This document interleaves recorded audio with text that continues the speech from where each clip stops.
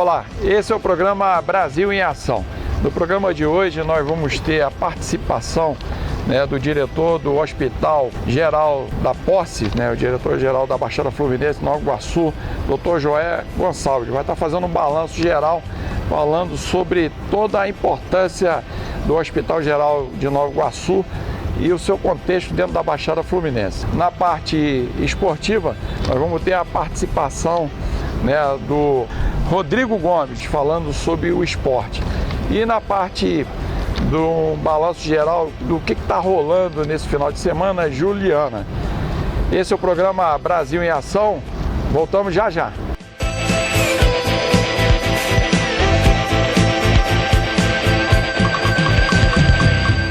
Para se proteger do coronavírus, o governo do estado adotou medidas duras e importantes logo no começo da pandemia. O Rio de Janeiro precisou fechar.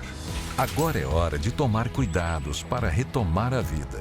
Use máscara sempre que sair de casa. Lave sempre as mãos e, quando não puder, use álcool em gel. E nada de aglomeração. Uma reabertura responsável se faz com a prevenção de cada um e o compromisso de todos. Governo do Estado do Rio de Janeiro.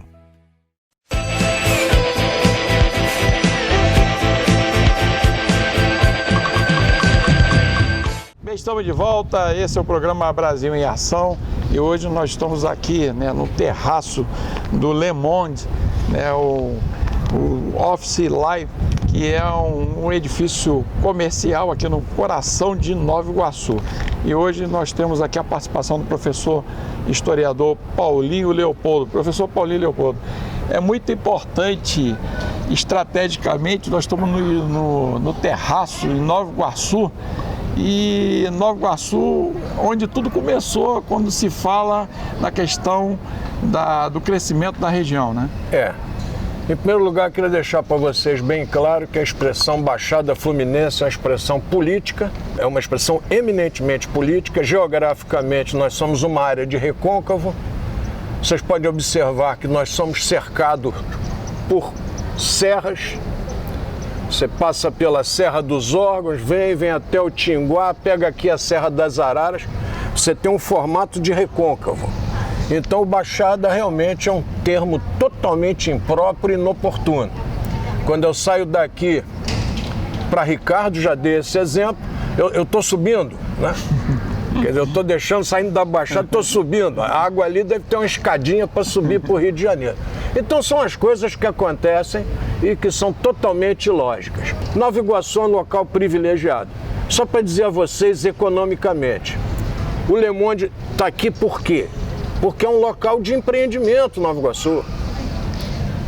Não desfazendo dos outros municípios da região do Recôncavo, mas Nova Iguaçu é um ponto diferenciado.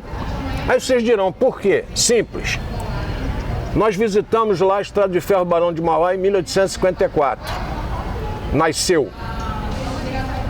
Em 1858 nasce a Estrada de Ferro Dom Pedro II. Aí vocês vão dizer, quantas estações foram inauguradas? 6. Na inauguração original, 5. E no final do ano, mais uma, que é Japeri, 6. 3 na capital do Império e 3 em Iguaçu. Importante. Isso aqui é importante ou não é? Só é. Eu estou falando de 1858. Então você inaugura 3 no Rio de Janeiro, inaugura a estação de Machambomba, a estação de Queimados e a estação de Japeri, em 1858. A Japeri é a última. Aí vocês dirão, era fácil construir aqui? Não, isso é uma região de brejo. Belfor Roxo nasce da fazenda do brejo. Esse trabalho da ferrovia de 58, a ferrovia é obrigada a elevar o piso em quase 4 metros, coloca o trem lá em cima, por causa do alagamento dessa região. E é aqui embaixo, né? Embaixo aqui. Exatamente. Passa, né? Então vocês vão olhar que é uma região de alagadiço. E a rede ferroviária federal, depois Flumitrens, a gente só troca de nome, mas a qualidade não vem. A qualidade lá de trás não veio até hoje. Trocou de trem, Supervia agora, é até difícil a gente guardar os nomes. Mas vejam só, aí você tem 6 estações. 3 Na região de Iguaçu, 3. Vocês vejam que a região é espetacular. Há uns anos atrás, o prefeito de Japeri, o Carlos Moraes Costa, ele quis fazer uma homenagem aos chineses. Aí alguns professores da região se manifestaram contra. Ué, Aí o Carlinhos Moraes Costa teve que explicar, não, eu quero fazer a homenagem porque aqui morreram mais de 5.000 chineses quando estavam construindo a estrada de ferro. O cara de Japeri não sabe. Quer dizer, o estrangeiro vinha para cá e morria. Hoje nós estamos aí numa pandemia que não é das piores. Nós tivemos a gripe espanhola que nasce nos Estados Unidos no princípio do século passado e mata 50 milhões, Renato. História faz falta, gente. Vamos aprender, não custa nada. Você veja só, a estrada de ferro divide a região. Dá um corte monumental na região. Aí a sede era aqui, onde é o Hospital de Iguaçu, ali era a cadeia e o fórum, tá? Você tinha a estrada de Iguaçu, que é até Nossa Senhora da Piedade de Iguaçu, lá em Tinguá. Hoje a estrada de Iguaçu foi sendo seccionada e acabou. Veio a linha férrea, tosou. Veio em 1905 aquelas torres lá, Renato, que são as torres de eletrificação da obra que nós visitamos lá na Serra, e cortou a cidade de novo. Em 1951, no governo Eurico Gaspar Dutra, veio a rodovia Presidente Dutra e cortou. Então nós fomos sendo fatiados. E mesmo fatiados, nós não deixamos de crescer, Renato. Gigantescamente. Esse lugar aqui é um lugar especial. E eu não sei se o morador de Nova Iguaçu tem essa noção, se eu não sei se os novos iguaçuanos, o Ney chamava de iguaçuenses, né? Aqueles que se deslocam para Nova Iguaçu porque querem morar aqui. Então essa região mudou completamente e as pessoas não têm noção da riqueza que isso aqui sempre foi. Agora, os pontos, por exemplo, Nova Iguaçu ainda tem o cemitério, o aeroporto, né? Aquele cemitério. E a igreja Santo Antônio. Aquele cemitério que você está vendo lá era o Morro do Tibau. O doutor Tibau era um médico abastado em Nova Iguaçu e ele cedeu várias áreas. Ali nós temos a Catedral de Santo Antônio de Jacutinga, tá? Aquilo ali era uma praça pública que é doada para ser igreja. A maioria das igrejas no Brasil recebem áreas doadas. Aqui do lado de cá tem São Jorge, também em área pública doada, era a Praça João Pessoa. Então você vai tendo e você vai cortando a cidade, você vai diminuindo. Então o prefeito Dr. Tibau dá aquele morro lá, que é o Morro do Tibau. Entendi. Agora, onde nós estivemos lá em Tinguá, a origem de Nova Iguaçu, que era a Velha Iguaçu, né? Iguaçu Velho. Mas aí a origem é na Caneta. Ah, tá. Então eu queria deixar para vocês o seguinte, essa cidade, ela é totalmente diferenciada. Vou dar um outro dado de ambiente para você, Renato. Todos os rios de Nova Iguaçu nascem em Nova Iguaçu. Isso é um negócio difícil de você encontrar. Interessante. Nilópolis ali do lado tem o Sarapuí, que corta todo o campo de Jericinó e vem lá do maciço da Pedra Branca em Bangu. Às vezes o povo aqui nem tem noção, dá um pé d'água violento lá, pega aquela turma ali desprevenida. Tanto que você teve que fazer comportas ali no Jericinó para evitar alagar, principalmente o conjunto do BNH. Entendi. Agora, por exemplo, professor, nós estamos cercados aqui, né, de vários... Esse é o maciço do Jericinó, as nossas costas aqui. Ali onde o Exército domina, isso que é administrado? Isso, onde o Exército toma conta. Aí sai para Campo Grande, Bangu, é isso? Sai para Campo Grande. O Exército hoje, o contingente é tão pequeno que até essa área aí ele não consegue dominar toda. Essa área vai aqui de Deodoro, até praticamente a antiga Rio São Paulo. Você veja o tamanho dessa área. É uma área que, tecnicamente, atrapalha o desenvolvimento de Nova Iguaçu. Recentemente foi feita uma nova medição e Nova Iguaçu perdeu terras para o Rio de Janeiro. O Rio de Janeiro invadiu por aqui, até o nosso Parque Municipal de Cabuçu, que a maioria da população nem sabe que existe. Nós temos o Parque Natural aqui no K11, temos o Parque Municipal lá em Cabuçu e a Rebio, a Reserva Biológica de Tinguá. Nova Iguaçu tem 33% da sua área de preservação ambiental. Agora, fazer uma pergunta polêmica. Nova Iguaçu tem um aeroporto que há uns anos atrás ele foi até feito uma proposta de se tornar um aeroporto comercial. Na sua avaliação, pelo seu conhecimento, ele pode ser reativado, recuperado? Tudo pode ser reativado e recuperado, depende da vontade. Você matou o trem e o trem hoje seria uma bênção para nós. Nós andamos para trás, você tinha um transporte ferroviário que na década de 60 transportava 1.300.000 pessoas dia e hoje você está andando de mototáxi. Então é só raciocinar, não tem lógica, Renato. A gente anda para trás, rapaz. Quer dizer, hoje você larga o trem e anda de van e mototáxi e o trânsito não anda. Esse lugar que nós estamos aqui, se você 18 horas quiser sair lá do viaduto do K11 para vir aqui para o Le Monde, você vai demorar quase 1 hora. Isso não existe, gente. Isso não tem lógica. A Via Light, ela pode ser revitalizada até o metrô da Pavuna através de outro tipo de transporte para que Nova Iguaçu possa receber o mesmo benefício que tem lá no Rio, VLT?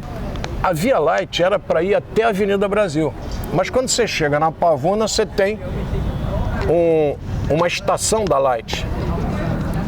Aquela estação impediu que a Light progredisse daí. E o governo dele acabava em 98. Então ele inaugurou o que deu. Foi um projeto inacabado. Nós temos que ampliar essa questão da Via Light. Mas você não pode largar o transporte de trilho para botar borracha, Renato. Isso não tem sentido.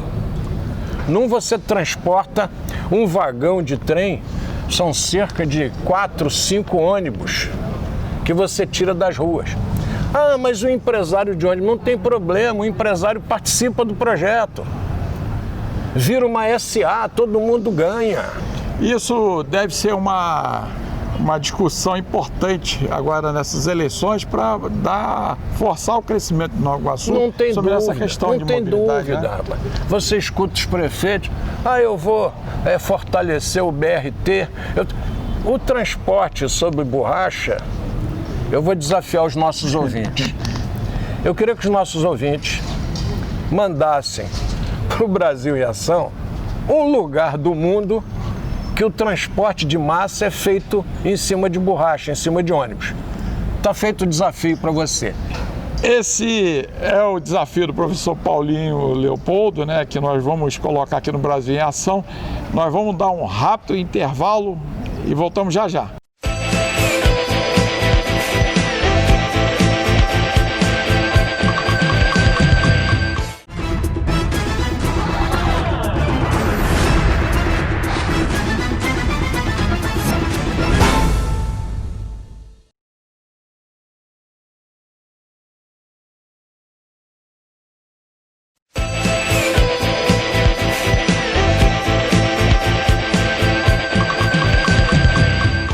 Bem, estamos de volta, esse é o programa Brasil em Ação, diretamente aqui do Le Monde, né? É o prédio comercial de Nova Iguaçu, com 310 unidades, uma infraestrutura, e eu até chamo a atenção que fica localizado aqui na Mário Guimarães 428, no centro de Nova Iguaçu. Telefone 3745-0930, até porque, Paulinho, as pessoas, os empresários que quiserem vir aqui para a Baixada, Nova Iguaçu, tem um local para fazer um encontro, para poder se reunir, tem sala, tem uma estrutura. E eu quero, né, até o programa também agradecer e mandar um abraço para o doutor Sérgio Almeida, ele que é o síndico geral aqui, a estrutura, e também para o senhor Francisco Carvalho, que é o gerente geral aqui do Le Monde. Paulinho, eu acho que toda esse dado que você passou foi importante para que quem está nos assistindo agora entender por que nós começamos em Tinguá, nós fomos para vários locais e falar a importância, né, de toda essa integração. Mas tem uma coisa que eu já queria te convidar, Paulinho, nessa situação todinha, é que a população que está nos assistindo ela também possa mandar informações para nós, perguntas, para que é um momento oportuno. Nós estamos agora praticamente em novembro, vai ter eleições, automaticamente tem que ter propostas para melhorar a qualidade de vida, inclusive de mobilidade, né? A mobilidade urbana, ela não entrou na cabeça do dirigente até hoje. Não tem jeito. Você visita Moscou, você tem um dos metrôs mais antigos do mundo. Verdade. E é uma obra de arquitetura, parece que você está entrando... E de pontualidade também. Então você fica assustado como nações do mundo se preocuparam com isso e nós brasileiros não. Nós continuamos aí andando no ônibus, andando na van, andando no mototáxi. Quer dizer, é um aspecto tribal ainda, rapaz. Né? Agora é que tiraram o cavalo das ruas, né? Você tinha charretes, agora é que tem a legislação que proíbe. Então você não está preocupado com a população, você está preocupado com o poder. Aí não dá para conversar. Tá? Só lembrando a vocês, esse assunto não esgota, a gente tem que conversar mais sobre isso. Tranquilo. Principalmente do meio ambiente, da limpeza dos rios, etc. A gente volta oportunamente. Bem, agora o programa Brasil em Ação, nós vamos saber a novidade de esporte com Rodrigo Gomes. Rodrigo Gomes, é com você. Bom dia, Renato Muniz. Bom dia, amigos e amigas ligados no Brasil em Ação. Chegamos para trazer as principais informações esportivas aqui dentro do nosso programa. Vamos falar do futebol do Rio de Janeiro, no Campeonato Brasileiro da Série A, C e D. Vamos também trazer todo o panorama da Série B1 do futebol carioca, mas esse mês de outubro é um mês especial. Dia 23, Edson Arantes do Nascimento Pelé completa 80 anos de vida. E nós, do Brasil em Ação, vamos homenagear o maior atleta brasileiro de todos os tempos. Aquele cujo o nome virou significado de Brasil. Pelé, tricampeão do mundo com a seleção brasileira nos anos de 1958, 62 e 70, elevou à máxima potência o futebol brasileiro por todos os tempos. A camisa amarela, com certeza, vai ficar eternizada na história, graças a um camisa 10 que surgiu, ainda menino, na Copa de 1958 na Suécia. Foi na Suécia que o mundo ficou assombrado com a magia de um adolescente de 17 anos.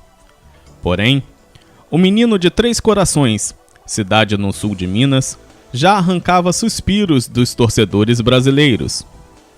Filho de Dondinho, ex-atleta do Fluminense, Pelé deu os primeiros passos no esporte aos 15 anos, quando atuou pelo Bauru, no interior paulista. Foi levado ao time profissional do Santos por Brito, capitão na época, e com a camisa do Peixe trilhou a epopeia, conquistando todos os títulos possíveis. O primeiro gol na carreira veio em 1956, ainda com 15 anos, no Campeonato Paulista, na partida contra o Corinthians de Santo André. Ali, Pelé dava os primeiros passos rumo à glória. No ano seguinte, se tornou titular do Peixe e já alcançou a artilharia da Liga. Em 10 meses como profissional, chegou à seleção brasileira. O primeiro título da carreira veio em 1958, campeão paulista. Neste estadual, escreveu o nome na história: insuperáveis 58 gols em uma única edição. O Santos disputou e conquistou todos os títulos possíveis e imagináveis comandado por Pelé. 5 vezes campeão da Taça Brasil, se formos comparar, uma espécie de campeonato brasileiro. Foi decacampeão paulista. Conquistou a Libertadores da América em 1962 e 1963 contra o Peñarol, do Uruguai, e o Boca Juniors, da Argentina, respectivamente. O título da América habilitou a equipe paulista para disputar o Mundial Interclubes. E o primeiro adversário em 1962 foi o Benfica, na melhor de 2 jogos.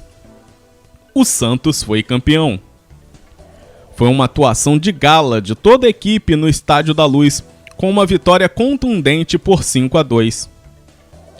No ano seguinte, a Libertadores foi conquistada diante da truculência do Boca Juniors e no tão temido estádio La Bombonera. E foi de maneira invicta que o Peixe conquistava a América pela segunda vez. O Mundial Interclubes de 1963 foi decidido contra o Milan. 3 jogos de arrepiar. O último confronto no Maracanã, Pelé ficou de fora. Pepe, o canhão da Vila, num tirambaço de fora da área, fez o Peixe consolidar a hegemonia mundial. A década de 1960 foi a confirmação que dificilmente um time paulista era capaz de parar o Peixe. Em uma década, apenas 2 títulos escaparam, 1963 e 1966. Nos outros anos, dentro ou fora da Vila Belmiro, o alvinegro praiano era fenomenal. Dentro ou fora do alçapão, jogue o que jogar, és o leão do mar, salve o nosso campeão. No próximo programa, vamos falar de Pelé e a seleção brasileira, os títulos, as glórias e um jogador que se transformou no significado de nação.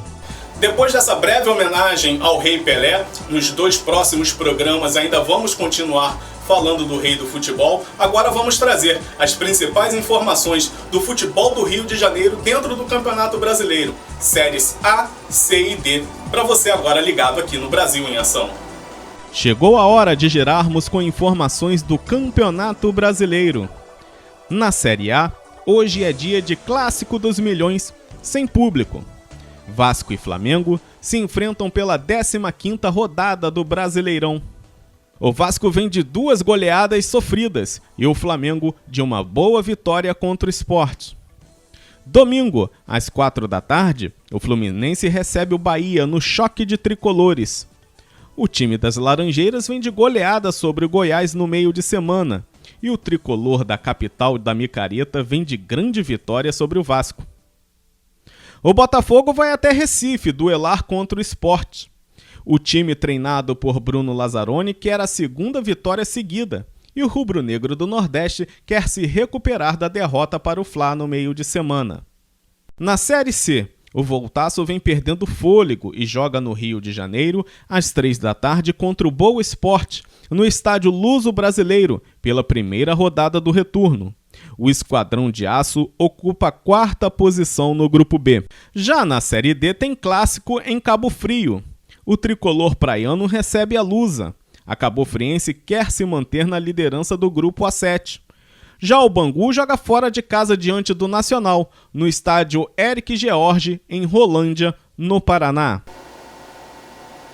Então é isso, Renato.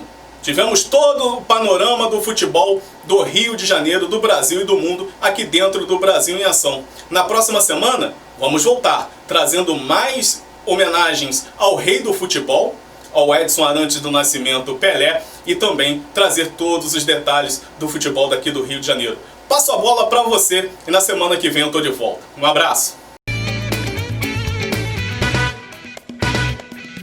Agora, Juliana, nós vamos saber o que está rolando, né, nesse final de semana, nesse sábado. É com você, Juliana.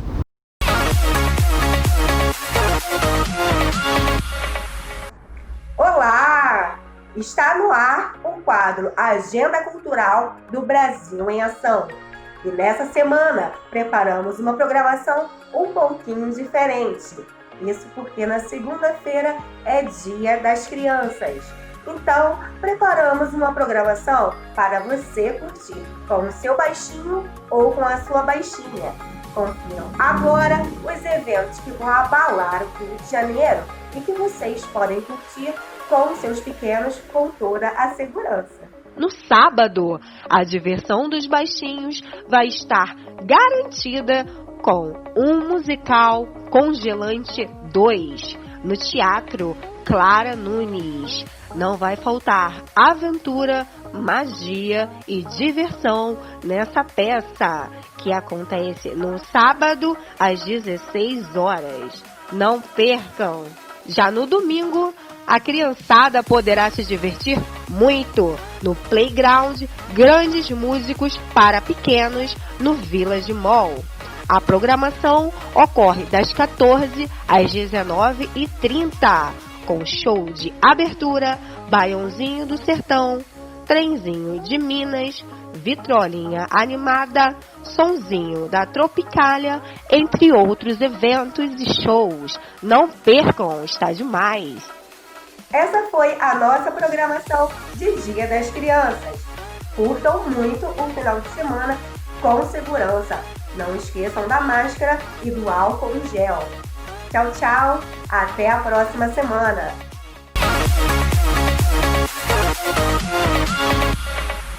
Convido você a participar conosco aí.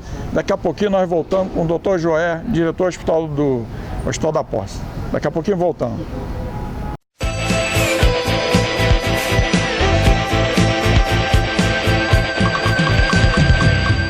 Para se proteger do coronavírus, o governo do estado adotou medidas duras e importantes logo no começo da pandemia. O Rio de Janeiro precisou fechar. Agora é hora de tomar cuidados para retomar a vida. Use máscara sempre que sair de casa. Lave sempre as mãos e, quando não puder, use álcool em gel. E nada de aglomeração. Uma reabertura responsável se faz com a prevenção de cada um e o compromisso de todos. Governo do Estado do Rio de Janeiro.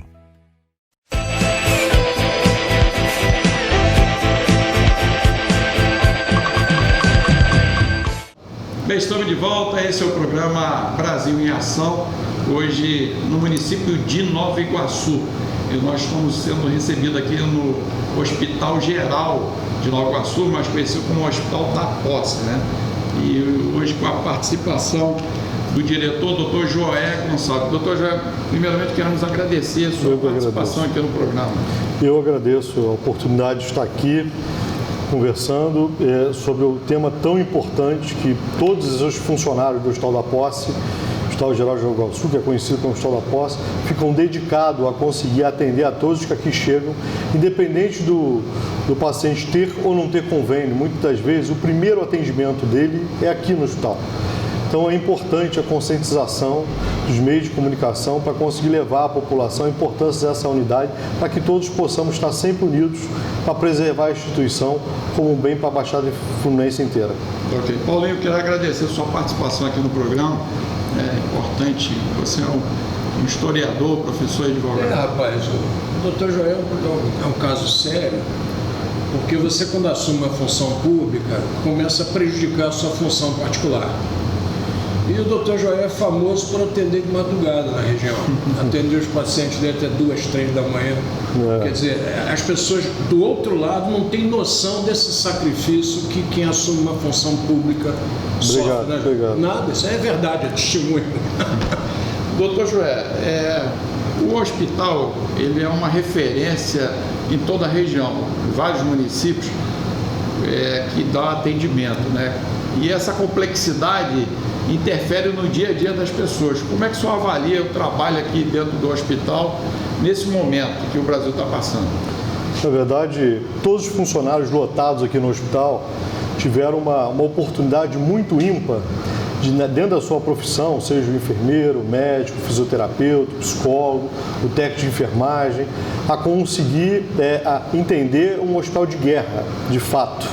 Antes da pandemia já era um retrato fixo do hospital de guerra. Você imagina que em 2019 nós tivemos 60% de pacientes acidentados de moto aqui no hospital. Chegaram 60% dos pacientes que vieram vítima de acidente de trânsito são comprometimento por moto, que geralmente em quase 100% tem um comprometimento do traumatismo no crânio, que fica em observação 2, 3 dias.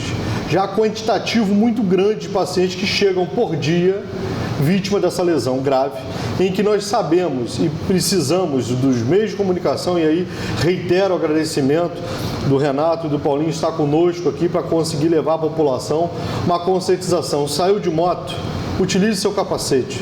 Botou alguém na garupa, utilize seu capacete. Nós podemos, em algum momento, é daqui até ali, são 200 metros. É com 5, 10 metros que a pessoa cai e bate com a cabeça e vem para o hospital. Não é que nós não queremos receber pacientes, nós estamos aqui para atender, mas um grande volume de pacientes com traumatismo craniano vai lotar o hospital nesse sentido. É uma infraestrutura grande que precisa para o governo municipal disponibilizar para atender. Entretanto, o fundamental disso tudo, que são fatores que podem ser evitados por uma prevenção. E essa prevenção é o que nós precisamos. Só que, paralelo a isso, o hospital de guerra ainda tem a fatia do baleado esfaqueado. Que com o aumento da violência, nós passamos a observar que antigamente o paciente tomava um tiro de 38, um tiro de pistola. Hoje em dia ele toma um tiro de fuzil e chega aqui com a perna amputada, com o braço amputado. Arma de guerra, né? Arma de guerra, por isso o nome hospital de guerra. E ainda pior, muitas vezes ele recebe um projétil de arma de fogo, ainda é espancado. Isso é o reflexo da violência importante na região. Agora, a Baixada inteira, né? Só cortando e ao mesmo tempo uma pergunta. Toda essa complexidade, por exemplo, quando alguém toma um tiro de fuzil, qual o tempo de duração de uma possível recuperação dessa pessoa? Só para poder fazer uma análise da importância disso. É difícil estimar, com certeza não é menos que uns 30 dias internado. Né? E é difícil estimar porque depende do tipo de lesão. Lesão da perna, do braço, da barriga. Dependendo do tipo de lesão, a complexidade vai ser maior ou menor dentro desse cenário. A grande angústia disso tudo é que essa violência, muitas vezes, vai afetar também aquela pessoa que está passando por um acaso na rua. É a violência do trânsito, das pessoas que envolvem o álcool ou medicamentos controlados inadvertidamente e pegam o volante. E são as pessoas que, porventura, utilizam moto para essa mesma atuação de chegar lá, querer botar a moto e ir para a moto com álcool, beber o dia inteiro e sair de moto. Pode atropelar alguém, não só ele cair, essa história. Então nós temos o problema da fatia da violência, nós temos o problema da violência do trânsito, com os carros. Aqui nós estamos próximo da Dutra. Um acidente na Dutra, no mínimo, geralmente, envolve um veículo. Mas na maior parte das vezes envolve no mínimo 2. Quem bateu em quem? E às vezes é um caminhão num Fusca, é um Palio no ônibus. E aí são múltiplas vítimas. Com as vans, aumentou mais ainda o número de passageiros que estão sofrendo aquela lesão. Então, em curto espaço de tempo, você recebe 18 pessoas vítimas de traumatismo. 30 pessoas, isso é uma catástrofe. E são números muito idênticos a hospitais grandes que estão na divisão das guerrilhas. Pode olhar na literatura, é isso aí. É preparar a equipe para isso. É ter um neurocirurgião. A prefeitura tem que arcar com um neurocirurgião, um cirurgião vascular, tem o clínico, tem o pediatra, mas tem o anestesista que tem que estar o cirurgião geral, tem que estar o bucomaxilo. É a preparação a qualquer momento para a chegada da guerrilha, a consequência da guerrilha. E é um custo alto de recurso humano. É o enfermeiro preparado para a porta de entrada, é o fisioterapeuta para ver a parte respiratória. Toda essa infraestrutura faz com que o Hospital Geral de Nova Iguaçu seja de fato uma grande escola para quem está aqui na formação. Mas um desafio para quem já está formado e está atuando na linha de frente. Mas nós não atendemos só isso. E o infartado? Vai para onde? E o paciente que teve um derrame, que é um AVC, vai para onde? O paciente que tem hemorragia digestiva, vai para onde? O paciente que começou a urinar sangue, vai para onde? E aí, muitas das vezes, vem uma informação importantíssima para a população.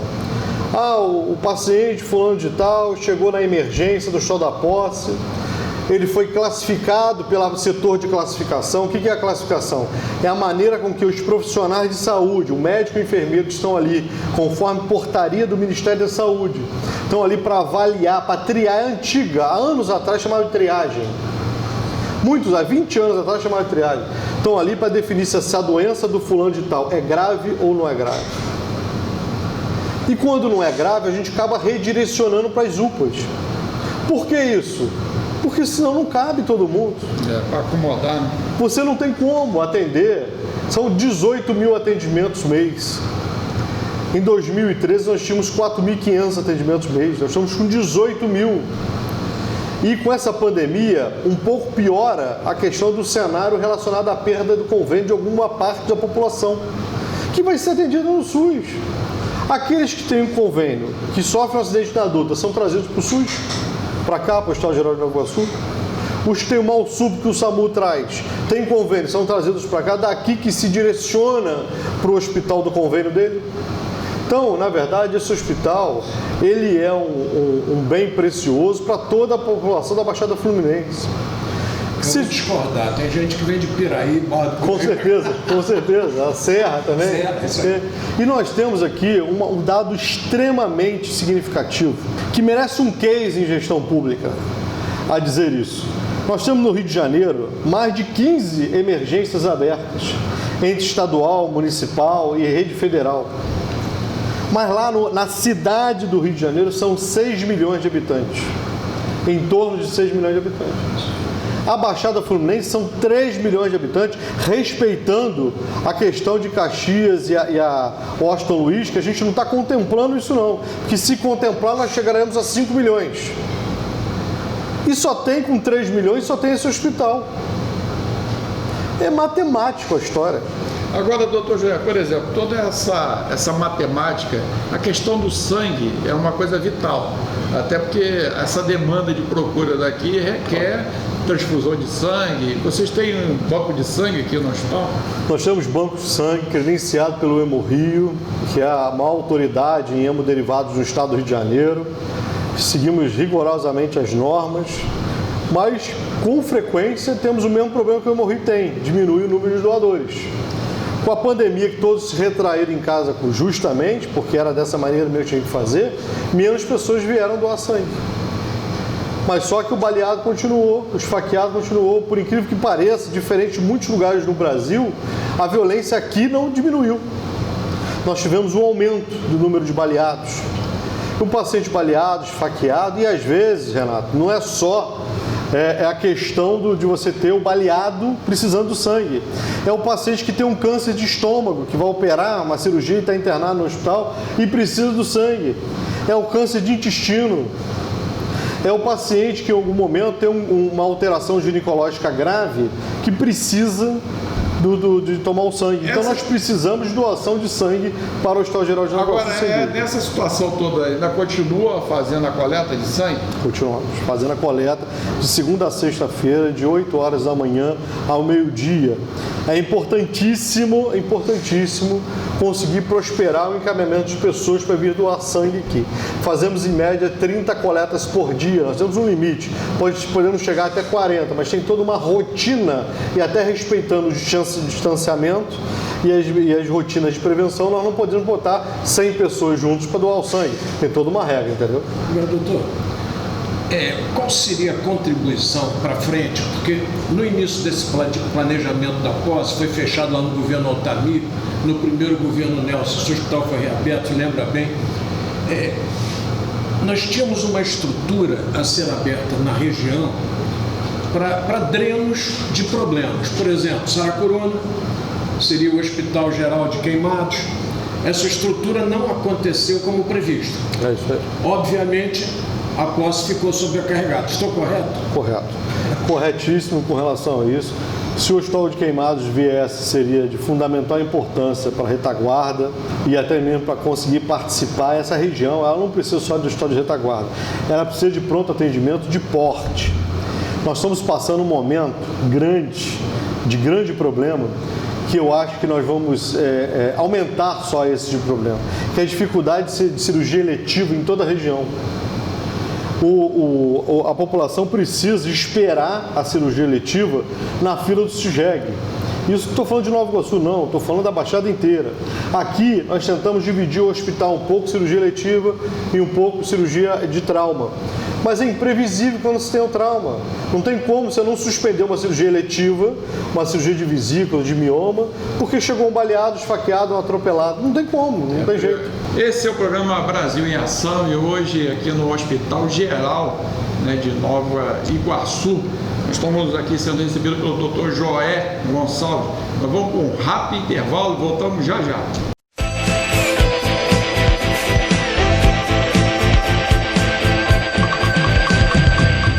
Para se proteger do coronavírus, o governo do estado adotou medidas duras e importantes logo no começo da pandemia. O Rio de Janeiro precisou fechar.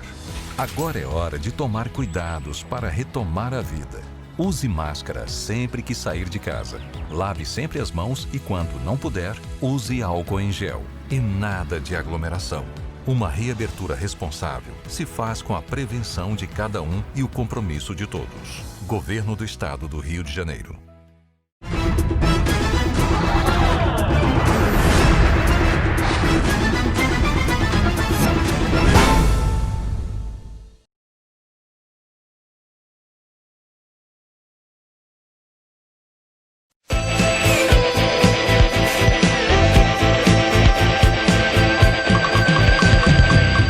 Bem, estamos de volta, esse é o programa Brasil em Ação, hoje sendo recebido aqui no Hospital Geral, que é conhecido de Hospital de Nova Iguaçu, Hospital da Posse.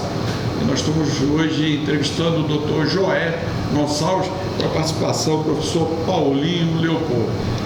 Dr. Joé, há uma ansiedade, né, da população, porque o número de óbitos ultrapassou a perspectiva, achando que ela poderia ser controlada, e isso não ocorreu, né? Até por uma questão de várias razões, mas aí eu falo, há uma ansiedade da chegada da vacina.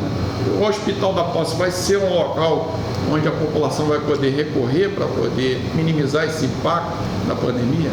Sem dúvida alguma, nós estamos sendo extremamente ativos com a infraestrutura que a Prefeitura colocou em relação à pandemia.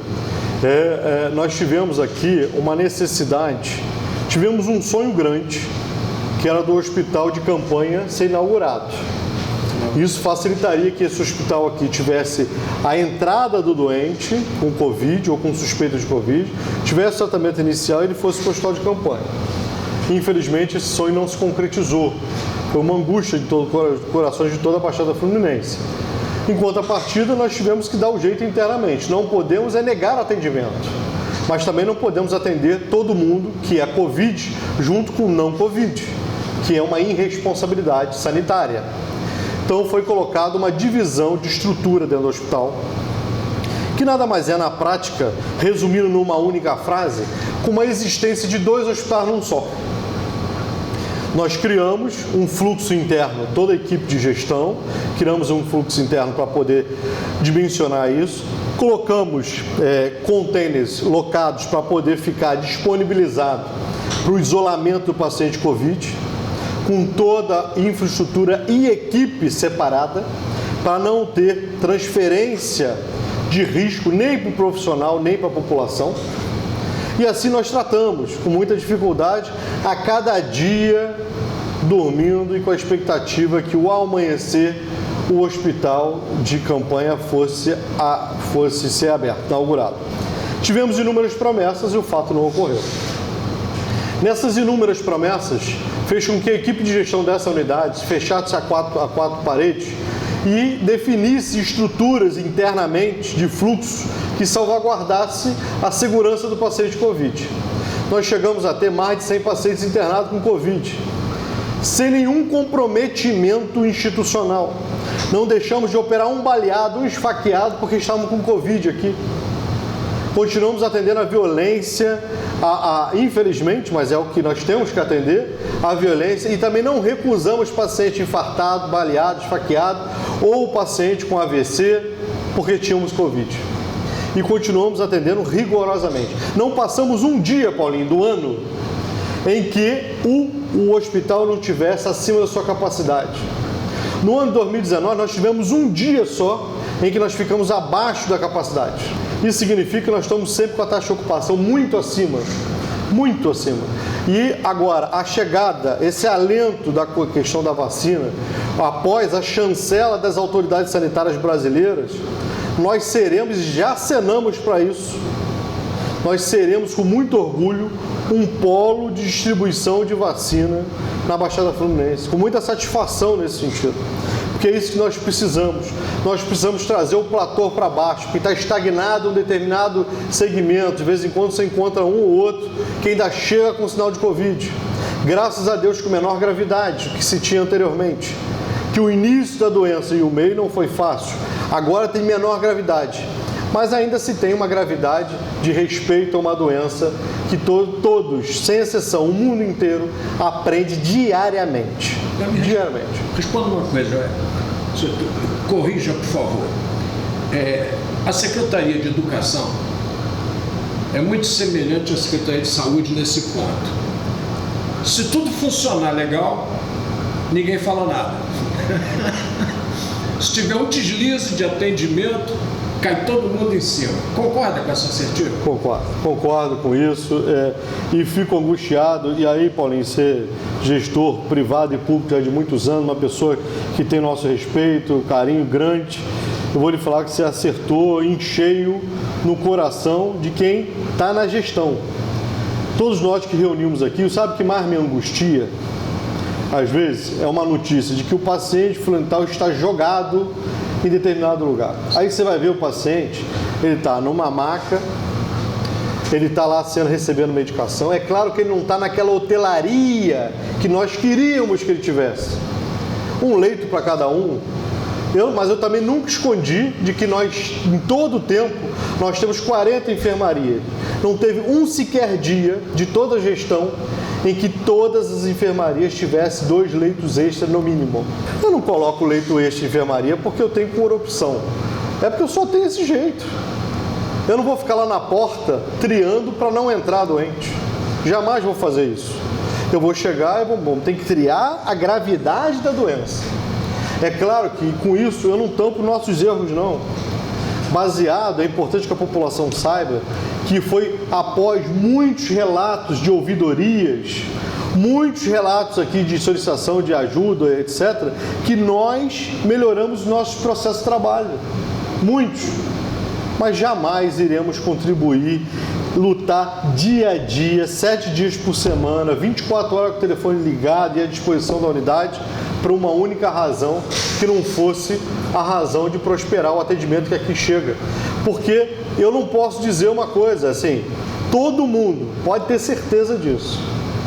Do conhecido ao desconhecido, do que tem convênio ao que não tem convênio. A primeira porta de entrada do mal súbito, em 99,9% dos casos, será uma unidade pública. E da Baixada Fluminense, por ser só o Hospital Geral de Nova Iguaçu, a chance é grande de ser aqui. Agora, doutor Joel, o Estado do Rio de Janeiro está com esses problemas todinho, a mudança de governador novo, e ainda está sob essa questão da questão fiscal. Qual é o planejamento, para a sua gestão, que nós já estamos praticamente batendo o final do ano, para 2021, em termos de projetos aqui para o Hospital da Posse? Nós temos, todo ano, Renato, nós temos um fechamento de relatório de gestão do ano que se passou. Nós temos uma infinidade de ferramentas, pelo menos umas 4 ferramentas, que nos objetiva mostrar os principais termômetros de complexidade em que nós precisamos mexer no determinado processo de trabalho. Se é o fluxo de pacientes, se é o controle da visita, se é o controle da visita médica, se é a entrevista médica, se é a informação ao paciente, se é a informação ao familiar. Isso tudo vai se transformando com frequência.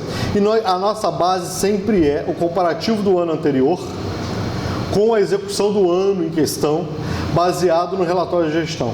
E nós tivemos nós temos para o ano que vem propostas à colocação, e aí vai depender dos gestores, na verdade, a questão de informação. Nós queremos fortalecer cada vez mais a informação para o familiar do paciente, porque não é fácil você lidar com gerenciamento de 18 mil atendimentos mês e chegar a informação em cada familiar. Isso é um grande desafio. Mas um desafio para a porta para fora, nossa, é ter uma luz no fim do túnel com relação a leitos de retaguarda. Nós precisamos ter leitos de retaguarda na Baixada Fluminense. Nós precisamos ter projeto de nova emergência em algum lugar na Baixada Fluminense para dividir complexidade conosco. Nós precisamos da presença do Estado para conseguir discutir política pública de cirurgia eletiva. É muito triste você encontrar uma paciente X determinada, um determinado ano da sua vida, ela implorando na regulação por um cisto de ovário, e você encontrá-la 3 anos depois dizer não consegui operar e agora eu descobri que é câncer. cara. Isso acontece com câncer de mama, isso acontece com câncer de útero, isso acontece com câncer de ovário, isso acontece também com outras patologias, é o intestino, é o estômago. E até, mais frequentemente, o câncer de pele num país que é tropical ao extremo, que todos frequentam a praia, muitas vezes ou com bronzeador e raramente com protetor, né? Ou sem nada ou é bronzeador e raramente um protetor.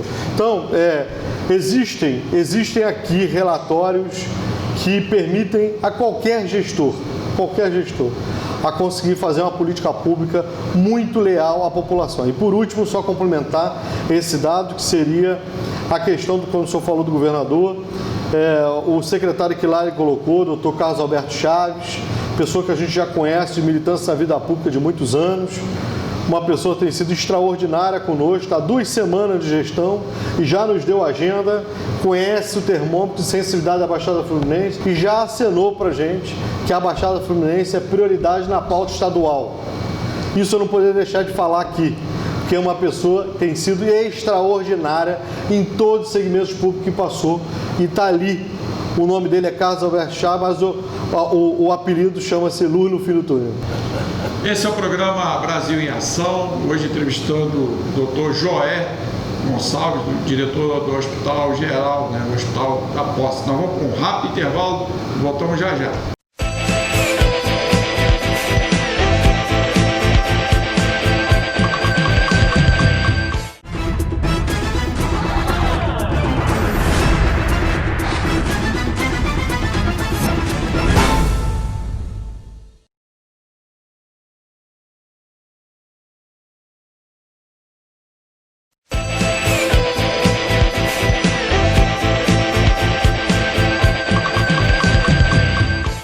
Bem, estamos de volta, esse é o programa Brasil em Ação e hoje sendo recebido aqui no Hospital Geral, né, da Posse, o Hospital de Nova Iguaçu, o Hospital da Posse, porque as pessoas já adotaram esse nome, o Hospital da Posse. E é importante, né, que essas informações todas que o Dr. Joé Gonçalves, que é o diretor-geral, está passando, para que a população tome conhecimento. Paulinho, nós estamos conversando aqui nos bastidores e você fez uma observação. Eu queria saber do Dr. Joé, nós estamos aí em troca de comando estadual, nós temos aí as eleições municipais, e eu queria que o Dr. Joé informasse para nós como facilitaria essa loucura que é a busca do Hospital da Posse por todo mundo, de qualquer lugar, o que a gente teria de cinturão de proteção para facilitar o atendimento do Hospital da Posse. Na verdade, Paulinho, excelente colocação sua.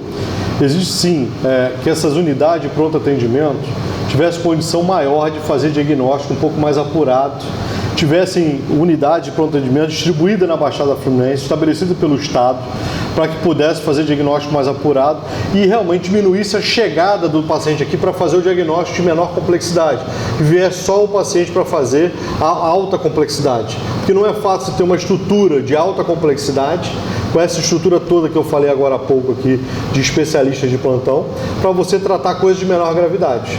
Então, você tivesse um pronto atendimento, mais de um pronto atendimento, distribuído em municípios da Baixada Fluminense, que tivesse uma endoscopia, tivesse a tomografia computadorizada, uma ultrassonografia, ou seja, infraestrutura, um parque tecnológico que permitisse fazer o diagnóstico, diminuiria muito a demanda espontânea do hospital e a desassistência que hoje a Baixada vive, né? Isso é importante colocar isso. Eu queria até esclarecer para todos os nossos telespectadores, né? Nós fizemos uma higienização, nós estamos com distanciamento e essa questão do álcool, da máscara, né, doutor? Já todos nós aqui estamos com o nosso equipamento, até para facilitar. Nós estamos agora nesse momento oportuno. O álcool, a máscara, o distanciamento, independente até de criança, nós estamos vendo muitas crianças andando na rua sem máscara. Quais são as orientações, e aproveitando também pedindo suas considerações finais, quais são os procedimentos? Mantém esse distanciamento? Continua mantendo? Qual a mensagem que o senhor daria para todos os telespectadores? A mensagem que eu oferto a todos que estão nos assistindo é ter certeza que essa doença não é uma doença simples, não é. Quem quiser pormenorizar a doença, quem quiser classificá-la como branda, no mínimo não a conhece, ou não teve um familiar próximo. ou não leu alguma coisa sobre o fato. Nós precisamos ter respeito à doença. Os mecanismos, eu sei que é difícil, uma doença que está prorrogando, uma pandemia que prorroga há muito tempo, todo mundo tem seus afazeres, tem a perda econômica, a perda do dia a dia, do seu direito de ir e vir, tem tudo isso. Mas fundamentalmente a saúde está acima de tudo.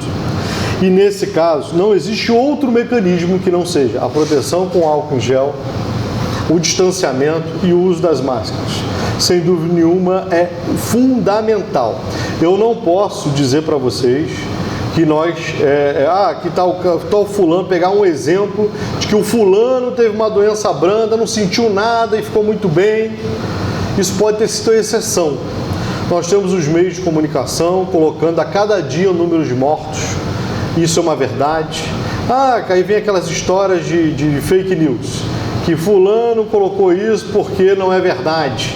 As mortes são de outras coisas associadas. Gente, essa doença mata muito, muito. É uma síndrome inflamatória agressiva ao extremo e deixa com que o familiar fique ainda distante do seu paciente, porque ela ainda isola o paciente de tudo. E o paciente, quando consegue sair desse sufoco, ainda tem muitas vezes uma síndrome depressiva associada. O mecanismo de proteção é extraordinário e é a única arma que nós temos contra o vírus. Com relação à questão, nós estamos chegando do período que nós estamos passando, nós estamos num país tropical e chegando próximo ao verão. É fundamental também alertar que nós não queremos ter dengue e covid, não queremos nem covid, mas ter covid e dengue não é fácil. Chikungunya, né? Chikungunya, então vamos lá também fazer nosso dever de casa de proteção desse vetor que nos traz doenças graves, como a dengue, a chikungunya ou a zika. Água parada. Né? Água parada, o cuidado gigantesco, higienização, distanciamento, uso de máscara. E se tiver dúvida alguma da doença, procure os meios oficiais. Não acredite numa postagem de fake news, no anonimato publicado. Isso, na verdade, pode ser a chancela sua para um momento de tristeza, para o senhor ou sua família. Ok. Paulinho, muito obrigado pela sua participação aqui no programa. A honra foi minha. Joel é ícone na cidade, entendeu? Está aqui na posse e não está aqui por... A indicação é política sempre, porque é político o cargo, mas a indicação por capacidade. Quer dizer, o Joel é uma figura que Nova Iguaçu precisa. Isso é importante que a gente diga. Obrigado. Joel, mais uma vez, muito obrigado. Eu que agradeço a oportunidade, agradeço a gentileza de estar aqui. Fundamentalmente, recebi um elogio de uma pessoa que eu tenho um respeito, um carinho, que é um exemplo e se confunde com a história de Nova Iguaçu como o Paulinho Leopoldo. Muito obrigado. Ok. Chegamos ao final do programa. Tenham todos um bom final de semana. Um abraço, até lá. Tchau.